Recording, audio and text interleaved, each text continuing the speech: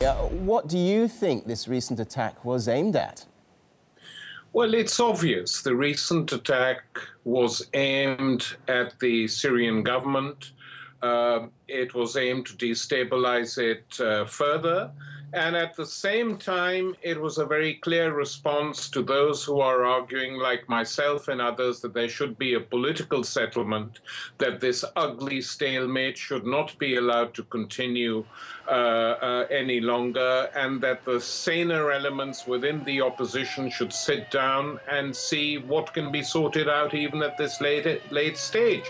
Because if this doesn't happen, the war will expand, as we are seeing, into Lebanon, and then anything's possible. Effectively, the Syrian rebel forces trying to topple the government have not had open public support, which they wanted, in terms of the NATO strike bombers or the United States coming to back them. And they're effectively trying to maintain their position during this ugly transitional period to see how they can keep the situation destabilized. But it is not in the interest of the Syrian people, in my opinion. You mentioned Lebanon there. I mean, how worrying a development is it that the Free Syrian Army has apparently set an ultimatum for Hezbollah, threatening to shell its positions in Lebanon?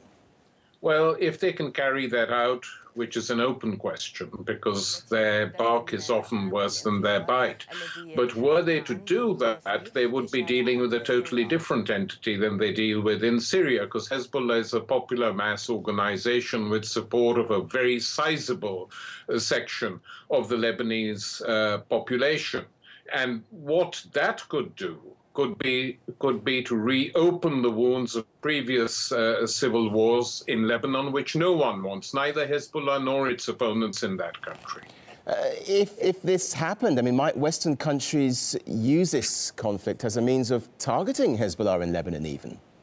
Well, they've never stopped doing that. Don't forget that the last attempt to crush Hezbollah was made by the Israelis, who invaded Lebanon, bombed Beirut, tried to crush Hezbollah, but suffered reverses themselves. So I think they've learned from that it is not easy to wipe out a movement with popular support and popular bases. They've learned that lesson the hard way, and were they to try it again, the results would not be too dissimilar. And as for finding a solution, the Syrian opposition coalition earlier said it's ready for talks, but only if President Assad has no role in the transitional government. So where is the way forward, in your opinion? Well, in my opinion, you know, this is a critical moment for Syria. Just look at the ordinary people in this country suffering now for, dozens of months. It's an appalling condition in which to bring up children or to live everyday lives. And both sides have to make compromises. And if the opposition is prepared to talk to the Ba'ath leadership without Assad, then in my opinion, so be it. It's not a defeat for anyone. It's just as a sign that it's time to recognize reality.